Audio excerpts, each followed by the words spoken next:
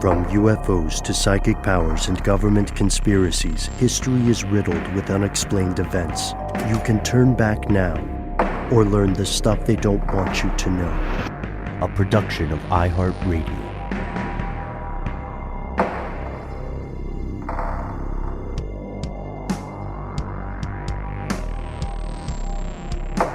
Hello, welcome back to the show. My name is Matt. My name is Noel. They call me Ben. We're joined, as always, with our super producer, Alexis, codename Doc Holliday Jackson. Most importantly, you are here, and that makes this Stuff They Don't Want You to Know. This is our first listener mail segment of 2021, or the first we're recording in 2021, and we have a cavalcade of strange stories and fascinating feedback from the best part of the show, your fellow listeners.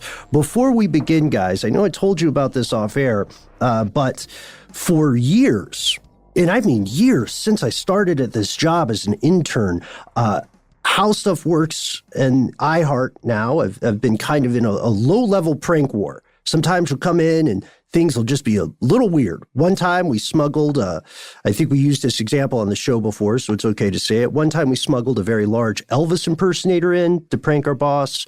We did a ghost, remote control operated whoopee cushion back in the day.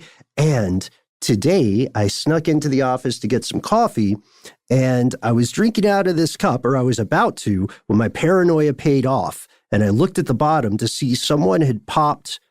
How would you describe that? Does it look like a 6, maybe a 9? Yeah, it depends on which way you hold it, but it's like they did it with the pointy end of a compass or something, you know? Mm-hmm. Yeah. Oh, Ben. Some stabby implement of some kind. Very precise work. I got to give them props. True. Everyone listening, you have to know that most of these things happen to Ben for some reason. So that's not true. No, everybody gets it. Everybody gets it. Noel got a weird stalkery parrot thing. Yeah, recently. We have these little squishy ball things for stress, and they're shaped like the iHeartRadio parrot, which is apparently our mascot, which I wasn't aware of. But they're just littered all over the office, and someone collected a whole bunch of them and lined them up next to each other and snipped off their little parrot faces and lined those up in front of their little parrot bodies. And I don't know if you guys know this about me, but not a fan of birds, so it felt very threatening. It was sort of like a horse head in the bed kind of situation. No, dude, they were, whoever this was, I'm sure they love you very much, and they were trying to show you that the birds were neutralized. And like a cat. Like a cat. They're teaching you to hunt sponge stress birds. But you found out who that was, right? That investigation was successful. But they denied it vehemently for a time, and then finally came clean. And that had a happy ending. So on the off chance any of our coworkers listen to the show, and on the off chance whomever is responsible for this is listening to the show, then all I have to say is, nice one, close call. You almost got me, but you're talking about one of the most paranoid people in our network. Matt, I want to be honest, I did suspect you at first, from the jump. Oh, you did? Well, I mean, I generally am not the kind of person that would do that. So, you know. Yeah. Okay, you're generally not, but what about specifically? Anyway, we digress. But it was heartwarming, because I think a lot of us had a tough time over the holidays, not being able to be with the people that we usually see toward the end of the year. We typically get together at least once as a group at our local dive bar or someplace, and we just grab a couple drinks and wax on about the world and the state of things. These pranks were nice, but I'm going to find who it was. I have a strong suspicion based on an off-air lead. Well, I wish you the best of luck. Thank you. And likewise. So today we want to share some amazing stories from your fellow listeners. We have some stuff at the very forefront of medicine, or depending on who you ask, very ancient medicinal practices. We have some stuff about very big brother level surveillance. And then we have a story that may not be, I'm just going to be honest with you folks, may not be suitable for all listeners, taking place in the United Nations. So where do you think we go first, guys? What do you think? Why don't we begin at all the stuff that we do on the internet and who's been looking at it since the turn of the millennium? Because, we are 2 decades now in. We're in the 3rd decade already. How weird is that? Mm-hmm. We're in the 3rd decade of the 2000s. Okay, that's fine. Woo! Wait, really quickly, though. So we're not in the aughts anymore, right? Or wait. No. No. What are we in now? What do we call it? The teens, maybe. I don't think it's been coined yet. No? Wait, we can't call it the teens because that was like 2018, 2019. That's right. We're in the 20s. This is the new 20s. We're in the roaring 20s. Yeah. Get me a flapper dress and feed me some moonshine. That's what I say. Looking at the parallels of the 1918 pandemic and the roaring 1920s, let's say you have about 8 or 9 years to prepare for whatever the version of the 30s are. Students of history, you will doubtlessly appreciate that gloom and doom. I don't know, shout out to human tragedy and its cyclical nature. Yeah, and in that spirit, let's look back at the turn of the millennium. And just get a quick story from someone who called in. Oh, did that beep? Okay. So my brother was kind of abducted, sort of, by the CIA in the early 2000s because he was too good at computers. And so he was getting international recognition. They picked him up. They said, hey, you have to come with us. Otherwise, we're going to put you in detention because you'd be a national security risk. And they put him into a fold working on the TIA program, Total Information Awareness. I'm curious as to whether or not you guys have done episodes on TIA before, and what happened to it after it was supposedly disbanded by Congress.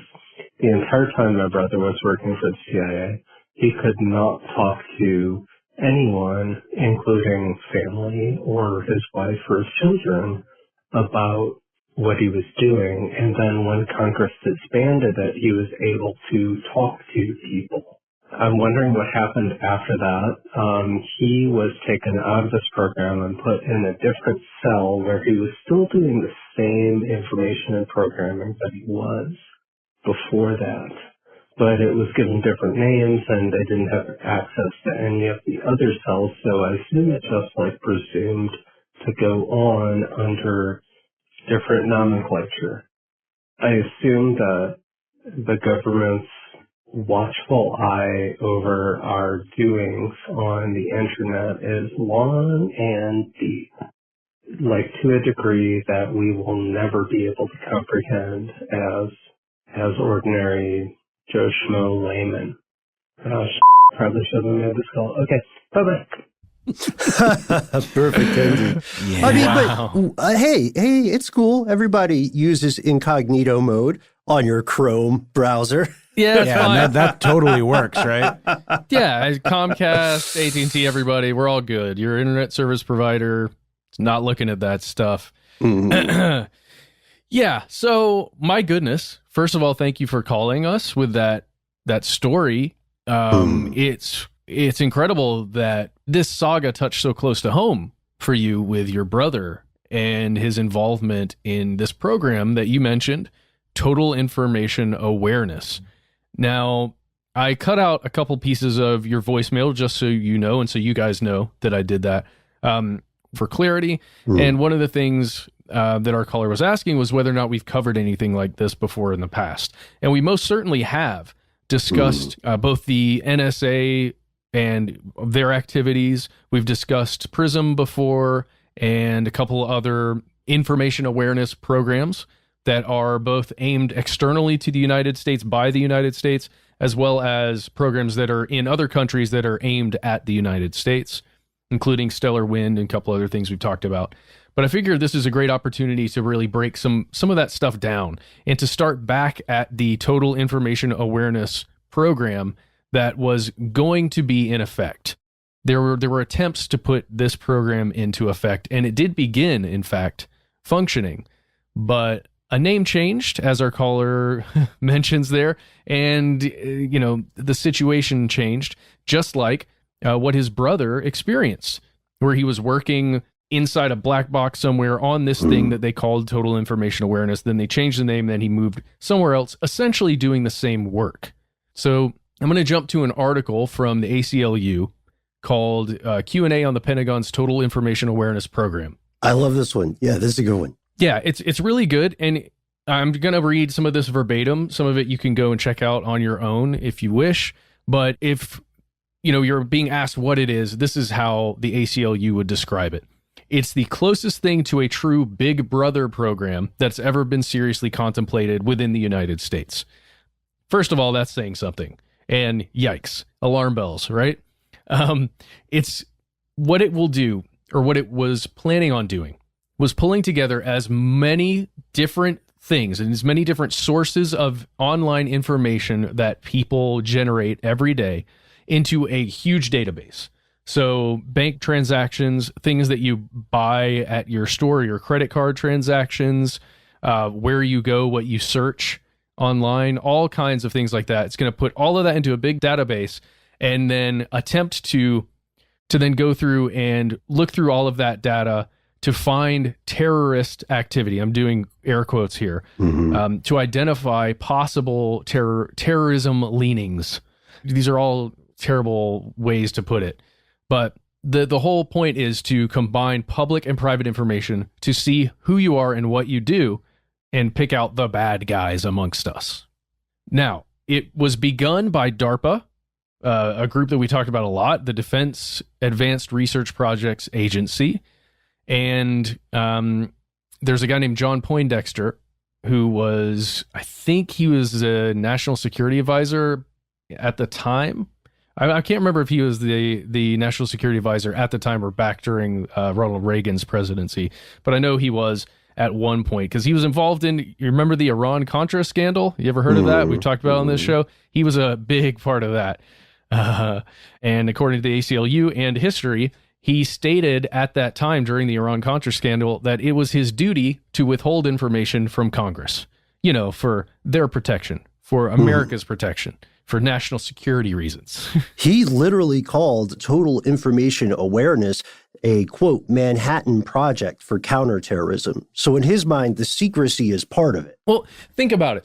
On paper, theoretically, gathering all that online information could very, very well find people who are leaning towards, doing something wrong, maybe. It could, but it also means that everybody else gets caught up in the dragnet. And then one agency or multiple agencies who are sharing the information have access to everybody. They've got literally a profile, like a school, what is it? The school record that you are always your permanent record. Your permanent record. Everybody's got one. And, it used to be only the worst people had their FBI dossiers or whatever, or a file on them. Or their jacket, it's called. Exactly. Yeah. Thank you. But, now through this program in the early 2000s, every American citizen would have one. And this was put into a bill. I believe it was not the Homeland Security Act. It was the Homeland Security Act that the TIA was put into, and eventually it was taken out because there was so much, negative response towards this. Obviously, if you're a thinking person, this feels like an overstep, an overreach. And as our caller said, didn't necessarily go away. It kind of changed names as new security acts went through Congress and through the White House. This kind of gathering of information continued. And then we found out through Edward Snowden and several other whistleblowers that this thing was very much alive, 2007, 2008 and onwards. Yeah, it's a dragnet that never ends, and it has no constraints in terms of length of time of observation, right? There's nothing in there that says we can only watch people from 9 to 5, Monday through Friday. I got to give you guys props for using the word dragnet. I don't hear that used in regular conversation very much. It's a great word. But yeah, kudos for bringing it back. It's a great visual, right? It is. If you imagine that you're fishing, that's literally what this is. Everything gets picked up. Yeah, like dragging the lake, looking for a body. And I'm going to read really quickly to you guys from a New York Times opinion piece written by William Safire, maybe Safire. It's from November 14th, 2002, and this is what he stated.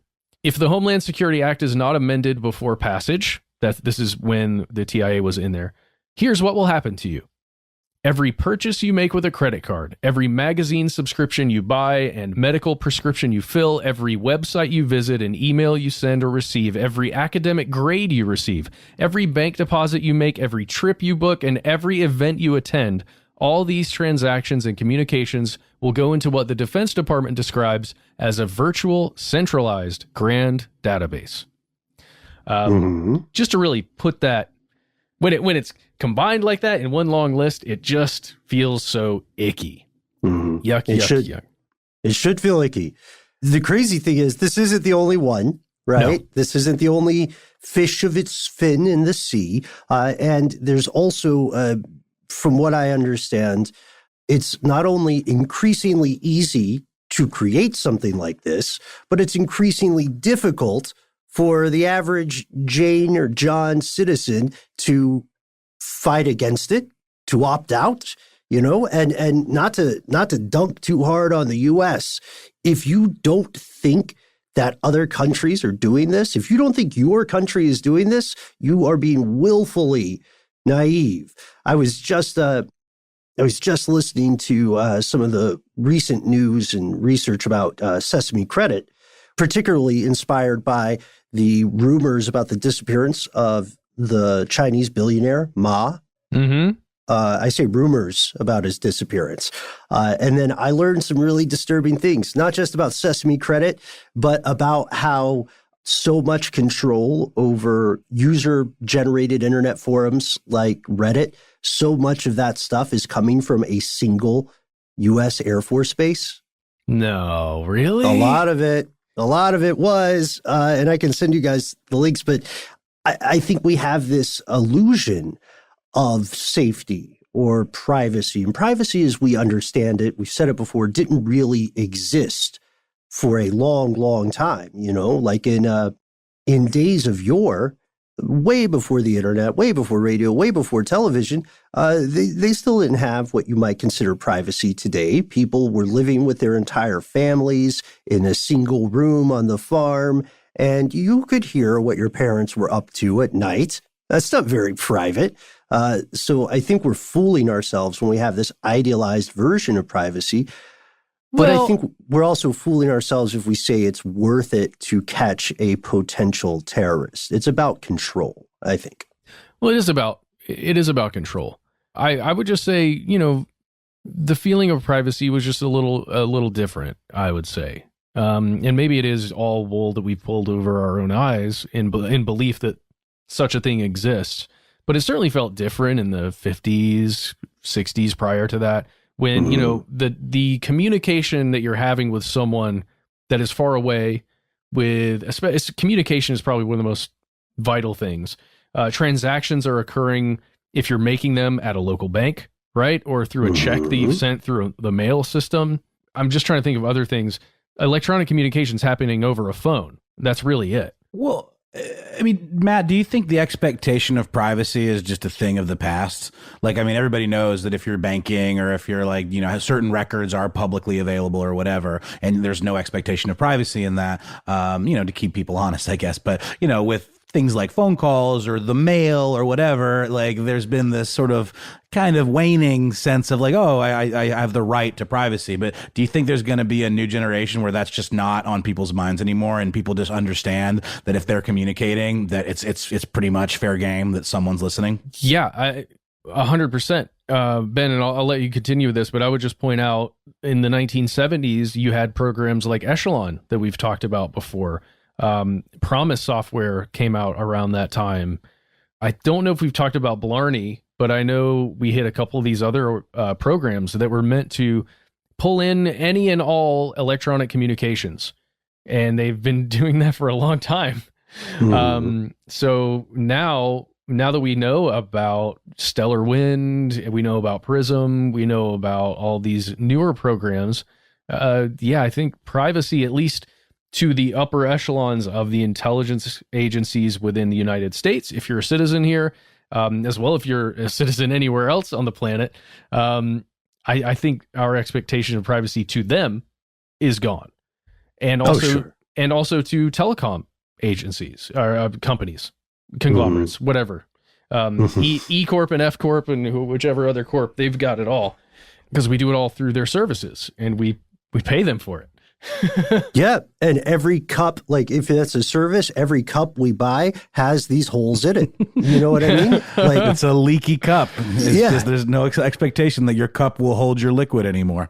It's a sieve, and we didn't start today's episode planning to do prop comedy. That was just a Bob Ross happy accident. But you're right. I would advance, though, that there are a couple of other dangers here, two that the ACLU clearly outlines, right? And the first, it's much easier for a government agency of any government to do this kind of thing now because you don't have to build the infrastructure. You just have to buddy up with a telecom that already has it and say, send me your stuff. And you can make a law that says they have to do so.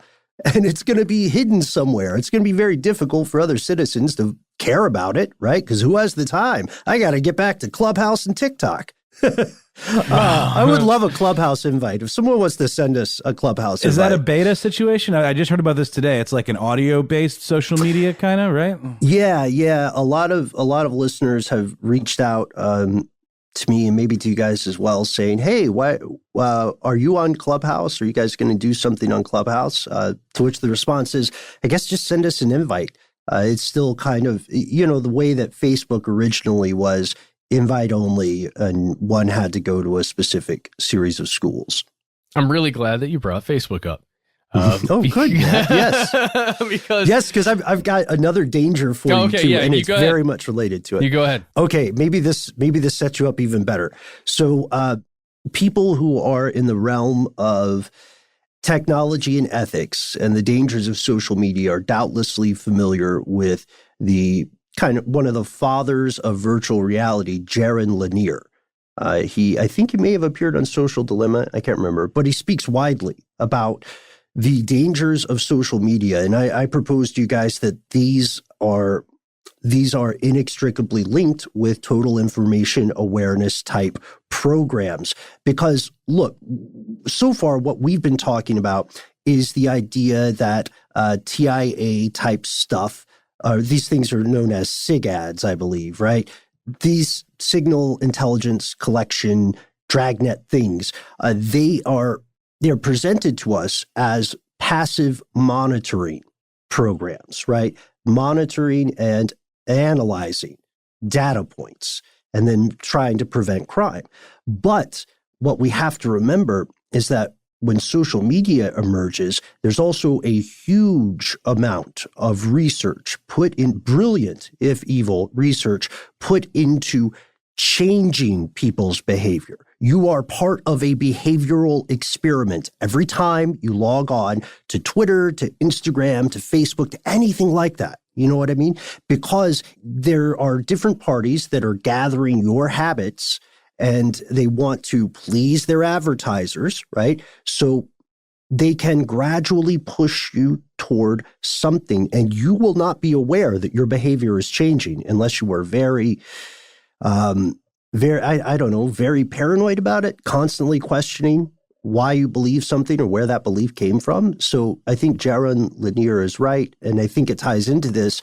I'm setting up a world where it's possible. In this conversation, we're setting up a world where it's possible for someone in charge of a SIGAD to do the same thing the FBI did when they were trying to radicalize members of the Islamic faith. When the FBI tried to manufacture terrorists. That really happened. And with stuff like this, I'm not saying it's happened yet, but with stuff like this, it is feasible that they can do so. There you go. Sorry, it's stepping off the soapbox here. But no, it's okay. I want to give some dates and bring it back to Facebook. So in 2003, really throughout the 2000s and after September 11, 2001, a type of dragnet program like TIA was in development. The thought of it being created was there, and it needed to get approved by Congress. You know, I told you it went through that Homeland Security Act, and it was a part of it, but it was struck down in 2003. Congress officially cut off funding to this program. I think it was called the Information Awareness Office. Correct me if I'm wrong there. Now, you know what was in development in 2003? Facebook, the Facebook. And in 2004, in February, the Facebook launched.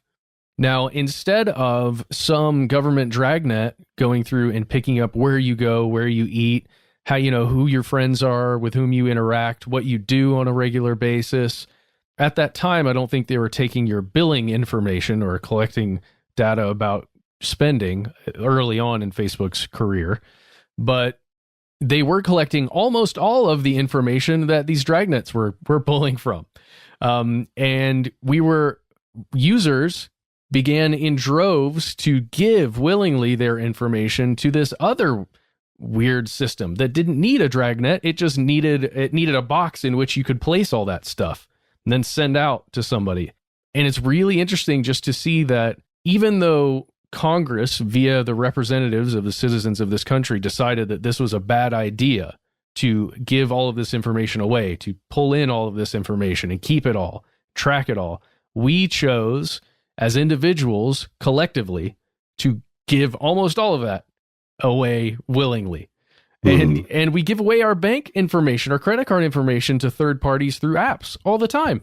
We do that all the time. But they wouldn't do anything nefarious with it. I mean, it's all encrypted, right? It's all trustworthy. In the end, it's weird. It's data points. It doesn't matter if anyone or some company or some app has access to exactly what you spent your money on and where. The metadata within that information is sometimes more powerful. Yeah, it paints a picture of a person that then can be bought and sold. Mm-hmm. A persona. Yeah. It's literally called that in marketing. It can also be used to, it can be used in a lot of sticky ways. Like the dystopian version of this, the closest we have to a dystopian version that is real now is what's sometimes called Sesame Credit or SEMA Credit in China. And recently, the public has grown very concerned there because we called it. We said it's not always going to be opt-in. Now there's another version that's for corporations.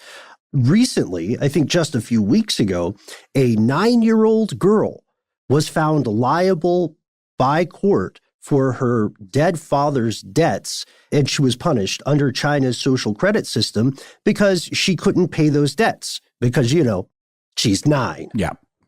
So this has sparked a little bit of public outcry, but the proverbial horse may have already left the barn here. And the problem is that the advantages of a surveillance state for anybody who wants to maintain the status quo, that's ultimately what we're talking about. Preventing terrorism, sure, but also preventing dissident activity, right? And thought. And no free think. Right? None of that. And then also you can imagine this. Imagine the insider trading capabilities you have with this. You're one of the government heads of this program. How far away are we from a world where you can say, I have a lot of stock in LA Lights. Those are the shoes that light up, right? When you walk. Yeah. I have a lot of stock in LA Lights. Let's bring those back. Let's bring back LA Lights. And then you just fiddle some gears. You got some science noise going on in the background. Boop, boop, boop, boop, boop, boop, boop. And the likes start pouring in and the ads start selling. And then you are an LA Light lumineer. That's too much. You're an LA Lights tycoon. It's possible. Or, you have a lot of stock in Microsoft, Yahoo, Google, Facebook, YouTube, AOL, Skype, Apple. And you're just, because those companies are working directly or were working directly with the PRISM program that was just siphoning information off to the NSA. So yeehaw. I'm pretty sure you could trade your butt off if you had all that info. Yuck. Hey, guys, there's more to talk about here, but I think we should move on. Is that all right? I think it's the only sane solution for the moment, yes. It's the new year. It's the new year. The government's still taking all your stuff. Let's keep it upbeat. Wait, you mean flipping over to 2021 didn't just like solve all our problems? That's a bummer. It's all good. It's all good. But hey, thank you so much, anonymous person who told us that cool story and made this discussion happen. We hope you enjoyed that, and we will see you all after this quick word from our sponsor.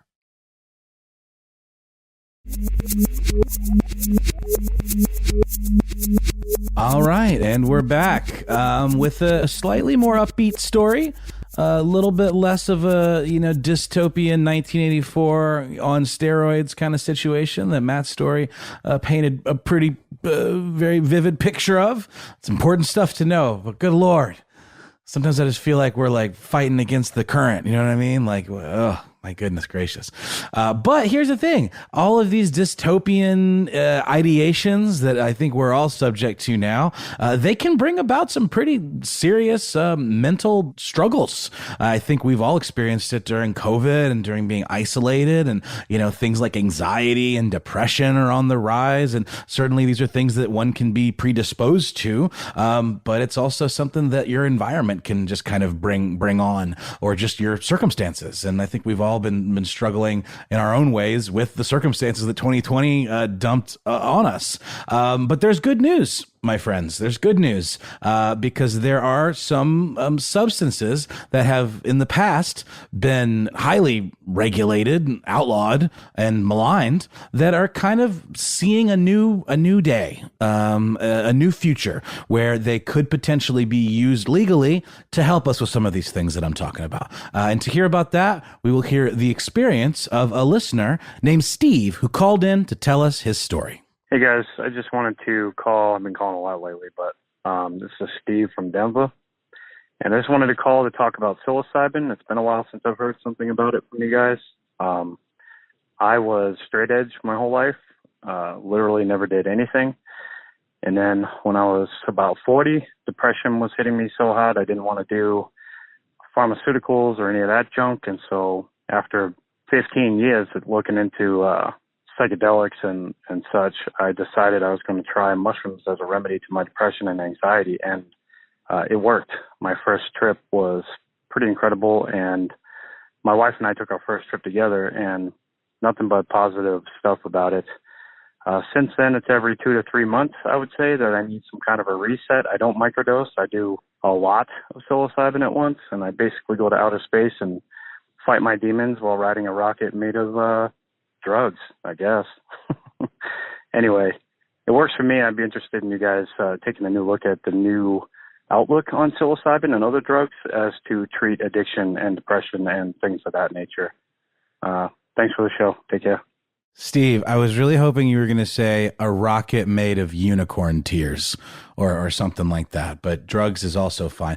That's the thing, this idea of drugs, the war on drugs, and the idea of drugs being something that is maligned and treated with disdain by the powers that be, and the idea that substances that grow naturally from the earth should be uprooted and regulated and kept from people. And there's a really fantastic documentary called, I think it's literally called Fantastic Fungi, that just came out that I've only seen a little bit of, and I can't wait to watch the whole thing, but it goes into a lot of the new uses for psilocybin that Steve was talking about and that we've talked about on the show in the past, and that we're actually having an upcoming episode. We're going to go into it a little deeper, but I think we can stick, for the purposes of this conversation, maybe to just the way the tide is turned and the way that Steve is talking about. And you can measure that in a couple of ways, but one of them is with money, IPOs by pharmaceutical companies, and pharmaceutical companies getting invested in magic mushrooms to treat things like depression or even neuropathic pain. And this all comes from a recent study by Johns Hopkins University that looked at the effects of psilocybin-assisted therapy on major depressive disorder. And it found in a randomized clinical trial of 24 participants with major depressive disorder that those who received immediate psilocybin treatment compared with delayed treatment showed improvement in what they referred to as blinded clinician rater assessed depression severity. And also in self-reported secondary outcomes. So that's sort of a fancy way of saying they got better quicker, those that took the psilocybin. And when you get these studies like this, not immediately, but like I said, the tide seems to be turning with things like marijuana legalization and now psilocybin legalization that was just made completely legal in Oregon. And if I'm not mistaken, Portland, Oregon, just like legalized like all drugs. Did I make that up? It's something, yeah, that's a thing. So with psilocybin in particular, it's like obviously recreational use is fun and that people enjoy doing that to, trip on mushrooms and listen to music, go to a concert. But it turns out that all of the things you've read, people like Terence McKenna and all of these psychonauts, from throughout, modern history, it does make some interesting neurological connections that can help people deal with things like depression or end of life or the more clinical kind of use of treating pain. And there actually is a brand new upcoming initial public stock offering from a company in Canada called Trip Pharmaceuticals. And James Kuo, who is the CEO of the California-based Trip Therapeutics, rather is the name of the company, he is expecting to go public on the Canadian Securities Exchange. And that happened, this article was from... This article was from the 17th of December, so that will have happened by now. And he believes that his company will... They're not interested in recreational. They're jumping off of studies like this Johns Hopkins study, and they're interested in being kind of the, standard bearer of using psilocybin to treat these conditions that we're talking about. So it feels like the tide is turning. And I think we've probably all heard the term microdose thrown around so much lately. It's something that people very casually do, and it doesn't make you like messed up. It just kind of, grounds people a little bit. And it's something that's very, very popular, almost to the point of becoming a bit cliche. But I just think the future of psilocybin, therapy is absolutely fascinating. Yeah, it's a smart move, right? It certainly functioned really well for the burgeoning cannabis industry and in normalizing cannabis use across the United States, like putting it as a medicinal use first and then transitioning eventually into more, open use of the substance. I'm looking at this website for TheraSil, another company. Then there are many of these other companies that are attempting to find ways to introduce psilocybin into some kind of medical treatment. And it is, as you said, usually aimed at anxiety, depression, the state in which many of us find ourselves on a pretty constant basis. I think it's nice to imagine it being more ubiquitous in that realm rather than some kind of medication that's in a pill form that, some company is going to make just billions of dollars a year off of until they get sued to oblivion because they started some kind of epidemic. Well, yeah, we see also, similar things happening with marijuana, decriminalization and legalization, and started with medicinal urge. I want to step back here just to address several things. Steve, first off, thank you so much for sending in this awesome voicemail. And you're right, we have heard you. We have heard from you. And I can't remember if you've told us about this in a past call, but I fell into a rabbit hole figuring out your accent, Steve. And I think it's super cool. So I would love to hear about your journey there. I would also posit that I would ask, is this the forefront of new medicine, or is this the resurgence of ancient medicine? We did some previous work on the possible relationship between early religious experiences and hallucinogens. And there are a lot of great writers out there, fringe, but great writers, who will argue that hallucinogens have played an integral role in our cognitive development, or our social development, maybe, is a better way to put it, over time.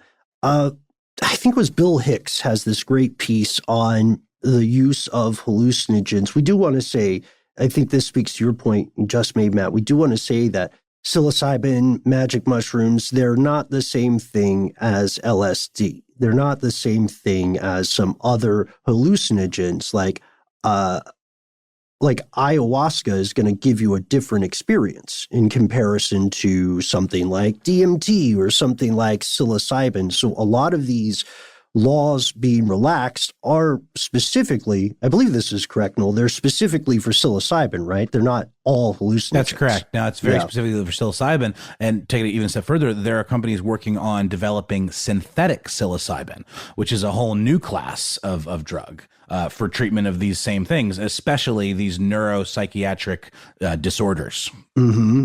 And it's weird because public opinion is a little bit divided. Well, public opinion is very divided here in the United States because everyone alive in the U.S. has in some way been affected by what's called the war on drugs. If not directly, your mind has been affected because how many people just heard us say the phrase war on drugs and had a PSA played in their heads? What did you guys get? Egg. The egg? I get the egg too. Matt, what you got? It wasn't the egg. Because it wasn't a video or anything or a PSA. It was just people in my face as a child telling me how bad drugs are. That's all I remember. It's just faceless, nameless people that are just like, drugs are bad. Like, okay. I think we've talked about this before. I know we've talked about this before, but I had someone come to my school with a giant suitcase full of every drug, and I think Ben and I we've mentioned that it just kind of was like, ooh, I want to try that one and try that one and try that one, but it was just kind of a funny little technique that they use. I don't think it quite went the way they were hoping. I don't think so either, but I always love a good presentation. It had a science fair vibe because it's one of those like trifold cases, right? Yeah. And prop comedy, I know you're a fan of. Oh, yeah. Regular Carrot Top, our local DARE program was. I'm kidding. No, their hearts were in the right place. They were doing the best they could. But just like an abstinence program, statistically, we see the results don't bear out. We also should shout out the fantastic work that Robert Lamb and Joe McCormick have done on hallucinogens and psilocybin specifically over at Stuff to Blow Your Mind. I would recommend checking them out if you haven't already yet, Steve. And I think we could dive into this further because psilocybin has also been used in experiments with ESP, I think.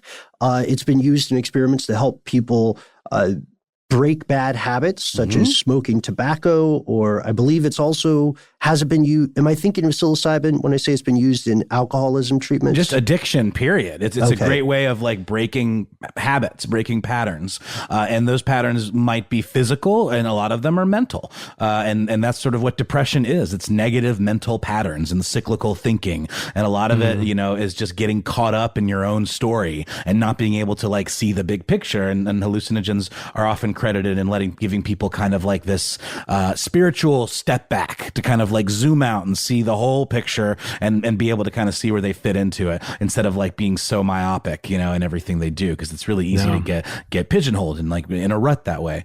But one last thing on my end, they are seeking FDA approval and it's going quite well as it turns out. Trip Therapeutics in the past, through several rounds of venture capitalists, just fundraising, I guess, raised 1.5 million Canadian dollars through 2 rounds over the past 8 or 9 months. And they are looking at this upcoming IPO to help fund the development of an oral formulation of psilocybin that would be used to treat soft tissue sarcoma.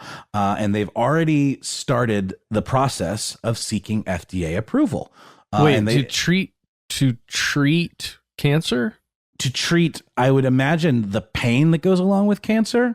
And they're confident that they will be able to get FDA approval eventually after this IPO. Kuo, who is I believe the CEO of Trip Therapeutics, said they can enter directly into the second phase of clinical studies before getting official FDA approval because we've already seen efficacy in these drugs. And he says, since these drugs have been proved to be safe to use during the first phase of the trial. And here's a quote. There are two things you need to show for any drug to be approved: safety and efficacy. We can answer that it's safe, but still need more data to prove its efficaciousness. And studies like that Johns Hopkins study is a step in the right direction towards doing that. And I think that's specifically addressing the treatment of existential distress for the cancer patients. That's right. The fear of death. That's exactly right. Haunts us all. There are some objections. There are a couple of objectors, a couple of people. I wouldn't say they're going full 1980s war on drugs opposition to this, but they are saying we should slow down because we don't know enough about it. That's one of the big arguments, right? Michael Pollan, you might recognize him from The Omnivore's Dilemma. He acknowledges that psilocybin is, first off, it is weirdly safe. In terms of a medicine, it is weirdly safe. There is no known lethal dose yet.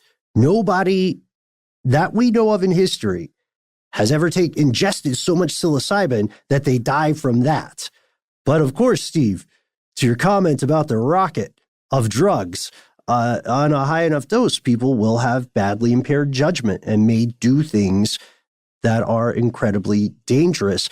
And when we talk about the researchers, Johns Hopkins, London, other places who are gathering volunteers for these very important, these crucial clinical trials, we have to realize they're screened very, very carefully because we're talking about mental conditions in many ways, and when we talk about mental conditions, we're going into a realm that we, even the experts in our species, do not fully understand. And how does that compound with other drug interactions? If someone is, say, for instance, on a treatment plan for psilocybin while they're also on a treatment plan for an antidepressant of some sort, right? Is Wellbutrin an antidepressant? Yeah, but it also works really well for smoking cessation, which is interesting. Okay, yeah. So we don't know all the effects. So just to give a voice to the people who are saying, not so fast. The weird thing that I see is I don't see anybody saying, no, stop, don't do it, ever. Totally. I just see people saying we need to do some more homework. Well, it's funny to say not so fast for a substance that's literally been around since the Stone Age, Right. I mean, people have been taking psychedelics as long as they've been growing out of the ground. So it's like, I think the proof is in the pudding, And you're right. I think they were like things like Go Ask Alice, that very, very not real but seeming autobiography of a young woman taking drugs who, spoiler alert for a piece of propaganda that they make you read in high school. I think she ends up throwing herself off a building at the end on a bad trip or something like that. But I mean, it's like reefer madness, kind of, A lot of it really is just trumped up kind of worst case scenario, fear mongering that, and look what we're talking about here. We're talking about a substance that can treat pain in the way that things like OxyContin treat pain, and OxyContin is heavily addictive. And so many things that big pharma pushes are heavily addictive, which I think is the large drive behind why these things have been illegal for so long. So interested to see where this goes. I think it's high time. That was not on purpose. But let's take another quick break, and then we'll be back with another message from you.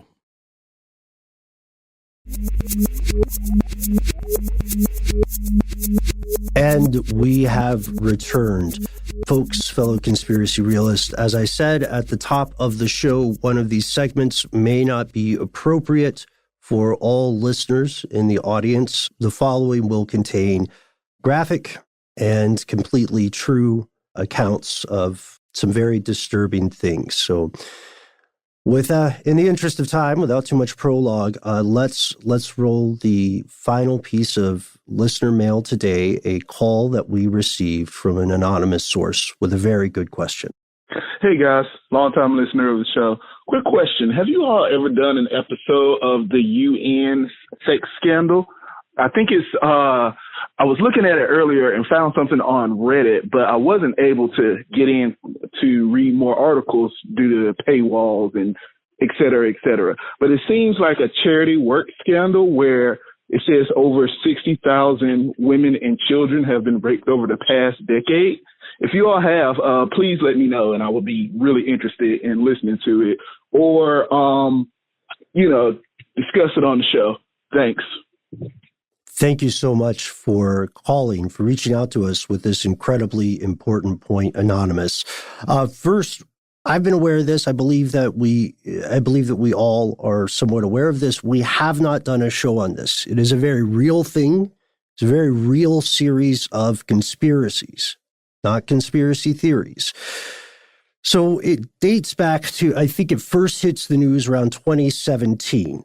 There's an investigation by the Associated Press that goes public and shows that more than 100 UN peacekeepers were running a sexual abuse ring, specifically in Haiti, for over a decade, and they were never jailed. That's the headline. There had been more than 1,000 allegations of similar abuse and exploitation by UN peacekeepers and other personnel across the planet over the 12 years before that. The U.S. ambassador to the UN at the time, someone named Nikki Haley, urged all these countries to try and hold U.S. peacekeepers accountable for this kind of abuse. And when we say abuse, we're talking about things like forced sex work, out-and-out kidnapping and sexual assaults, rapid increases in these terrible events in countries like not just Haiti, but Cambodia, Mozambique, Kosovo, Bosnia, after the UN and NATO peacekeeping forces moved in. There is a clear correlation. And of course, we're not saying that, I hope everybody knows that when we talk about these things, we're not saying the entirety of the UN peacekeeping forces, but it definitely happened. And like so many things, it got reported, and then it sort of fell from the public eye. Do you guys remember hearing about this a few years back?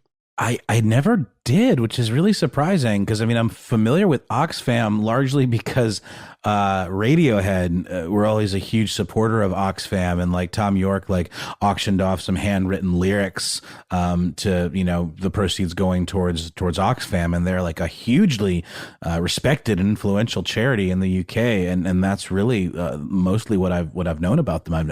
I can't believe I haven't heard any of this. Yeah, I didn't realize minors, like children, 12 and 13-year-old kids were involved. The whole thing is already disturbing. Just the fact that sexual abuse of any kind was taking place and it seemed to be institutionalized by at least one, I think they called it one boss, right? At least in the reporting. But then there were numerous other staff members. Oh God. Yeah. I'm right. Now you can find reporting about this. The Guardian has an excellent timeline. There are a number of other deep dive works of journalism on this analysis. In addition to this widespread systemized abuse, there was also, as you alluded to, Matt, there was also definitely a cover-up. I believe you are referring to the country director in Haiti, Roland Van Houwerman. He was in charge of Oxfam activities in Haiti at the time. He was instrumental in this cover-up. It seems to be the case. We would have to dive in and do more research to make a full episode to really get a sense of him.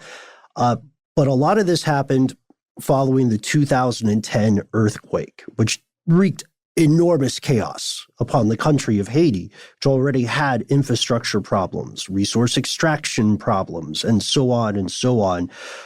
Now, one thing that stands out to our astute listeners here is we've talked about UN peacekeeping forces and we've talked about Oxfam. Oxfam is the charitable organization you're talking about, Anonymous, and it is a nonprofit leviathan. It's a nonprofit octopus. It's made of 20 different independent charitable organizations that all sort of team up in an Avengers Justice League way in 1942 to alleviate global poverty. They have offices around the world. They have done a ton of really solid, inarguably important and beneficial work. They have also clearly covered up these sexual abuse scandals, not just in Haiti, but in Chad, in other countries. And what's strange here, and what should disturb people, is the lack of accountability. Because think about this. If you are a predator, the way that some of these people definitely were, then you are naturally going to look for people who are already having a terrible, terrible time. You know what I mean? Like, I would say also, just to further draw a bright line around this, Oxfam was doing this, UN peacekeepers were doing this too. So Oxfam does work with the UN, but the people who are peacekeepers, who are the on-the-ground soldiers and forces, those folks were doing this too. This is very dirty, very quickly, and it's terrible because UN staff, like that number you made up, Anonymous, 60,000 events over the course of a decade, that number is very real. That comes from an estimate from a former senior official of the United Nations, one Andrew McLeod. And it's just strange to me that we don't hear too much about this now. We know that as far back as 1996, the UN did a study about this, which you can read online, called The Impact of Armed Conflict on Children. And then they said the UN, NATO, Oxfam, they had their own investigations. And there's a bit of a bad apple argument here, which is that we can't throw out all the good work that these organizations are doing because of the actions of a few bad actors.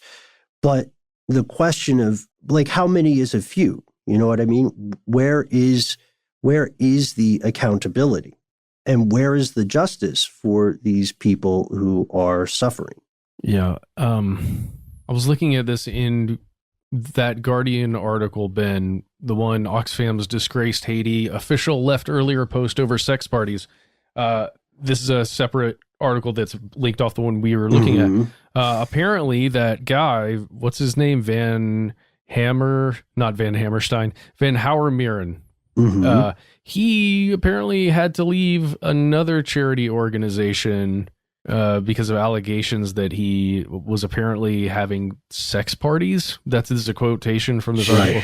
Sex parties with local women while operating in, I think, Liberia. Following the timeline, it seems like Oxfam at large investigated this with about the same fervor as the Catholic Church investigated child sex allegations for a time. It felt like a real sweeping under the rug kind of situation. All this happened back in 2011, or the investigation rather, and it was just kind of, well, what are we going to do? Kind of, yeah. Eventually was forced to resign, but that's not the same thing as going to jail, is it? We should also say, the UN regularly partners with Oxfam to do what they call implementation of programs and operations. But you're right, Noel, for something to have been going on this long, there's no easy answer. And it does seem like there's collusion within the organization, or at the very least, either a huge lack of oversight to a level of incompetence that is difficult to believe, or a tacit agreement to look the other way. Ben, this is the kind of stuff that it's no wonder that something like Pizzagate gains so much traction, because there are real stories like this that come out all the time where we're talking about, we told you guys already, 12, 13-year-olds were caught up in the stuff going on in Haiti. I'm looking now at the stuff in 2004, 2008 in other countries where there were young people, not necessarily children, but very young people being caught up with these same individuals who are all working for charity to literally save the children. Yeah.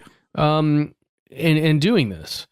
If the people who are supposed to be doing some of the most noble and best things that you can possibly do, this kind of charity work, this kind of giving to somebody else who doesn't have as much as you, that, you imagine that's some of the best people in the world, but good God, for someone who's able to do that and this other thing simultaneously, it's just, it boggles the mind to the point where it makes you question everything, humanity. In all intentions. I mean, that level of taking advantage, when you're in a position where you're supposed to be the helping hand that takes someone who's in a bad place, and you're supposed to be that arm that extends out, and instead you reach out and slap them. It's disheartening is what it is. But I try not to let it like wreck my whole view of humanity, because I know good people. There are good people, and there are people that are doing good work, and this isn't representative of all of them. But God, when you hear stories like this, it makes you take a pause.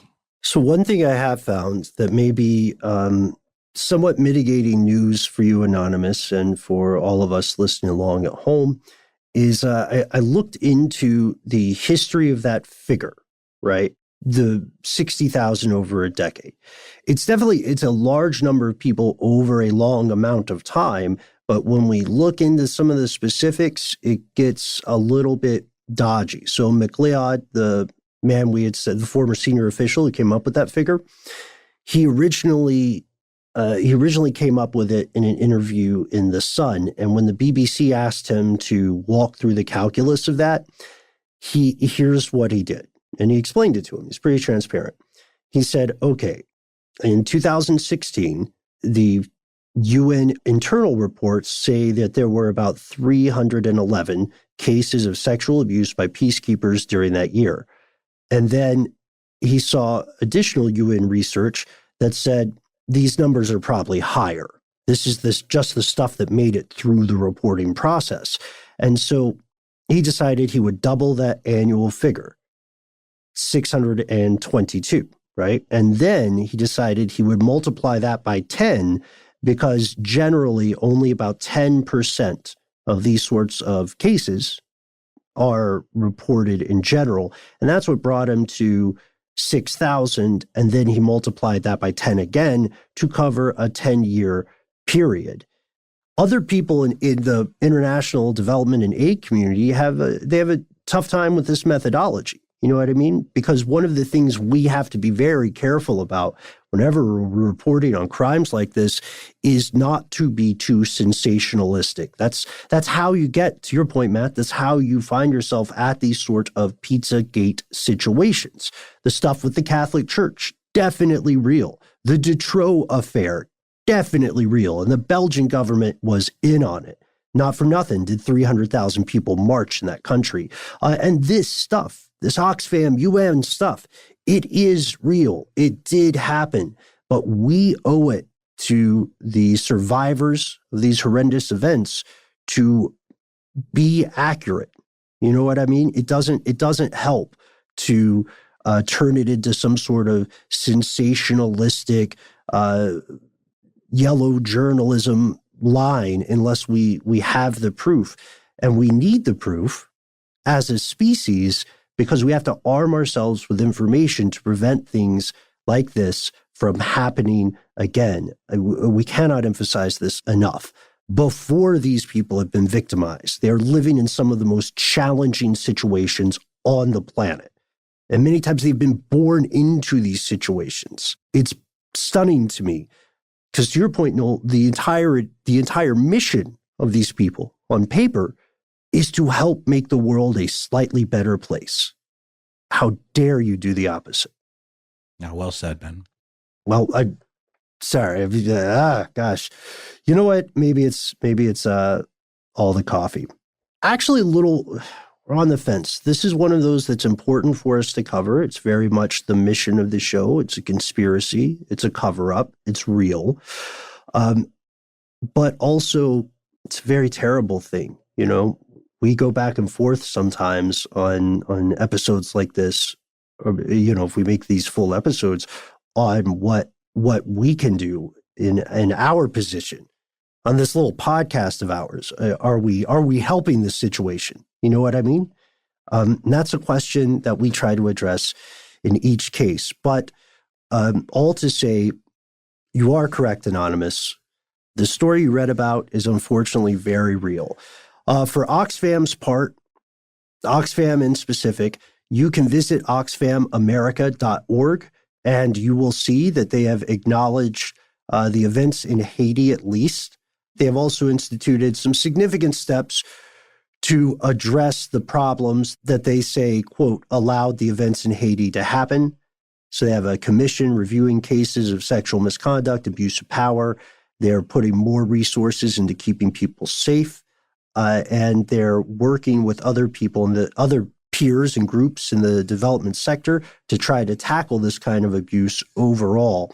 You can also read a full copy of their final internal report on the events and the sexual misconduct and other behavior during this time in Haiti. So I would say also just a brief word of thanks and encouragement to the people who are compiling those reports, to the people who are doing this, who have done this look into their own organization. Think about every show about an institution, whether it's a very large religious one like the Catholic Church or whether it's a institution like law enforcement. The people who are internal affairs, who have to go in and ask questions of their own people, they're always kind of the bad guys, right?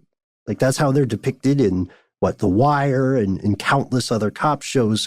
So these folks are doing the real life version of that.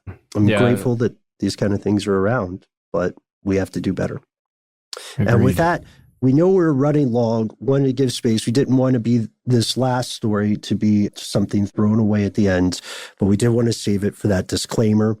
We would like to hear your experience if you have worked in international development, if you have worked with NGOs, or if you have worked with Oxfam. What is the culture like? What was your experience? How much of this story, we're just taking a brief look at it now, how much of it has been sensationalized by the media? Are we not hearing the whole story still? If so, let us know. Thank you also to Steve. Let us know about your experience with psilocybin and other hallucinogens insofar as you are comfortable. And we would love to hear it, especially if it helped you address depression, if it helped you address addiction of some sort. We would just love to hear your personal experience. And also, hey, if you're working for what is it, musculature? Muscular. Yeah. If you're working for Muscular, or you're a former employee of one of the Five Eyes programs, then I don't know. Do you need to let us know? Like, do we even need to tell you where to find us? You already know. Yeah, just, show yourself on one of our screens Matrix style one night. And we'll hang. Good golly. Hey, I'm gonna do the phone number, okay? Mm-hmm. Sorry, this thing has me in a dark pit. Let's keep going. If you want to get in touch with us, like your fellow listeners did today, please call our number. It is 1-833-STDWYTK. You've got 3 minutes to leave a message. You can leave as many as you want. It's helpful for us from a time perspective if you leave one concise, really powerful message. That we would appreciate that if you could do that. If you don't want to call us, you can always find us on social media. And one of the best places there is on Facebook, believe it or not, after we just talked about giving all your info up to them. Check out Here's Where It Gets Crazy, our community page. It is fantastic, amazing mods, great community. We love hanging out and talking there. And you can talk with your fellow listeners about this and any other topic we've discussed on the show. If you don't want to do that and you're a little bit more, find yourself in sort of more of an old school zone, you can get in touch with us on the internet via a more old fashioned way. That is via email, where we are conspiracy@iHeartRadio.com.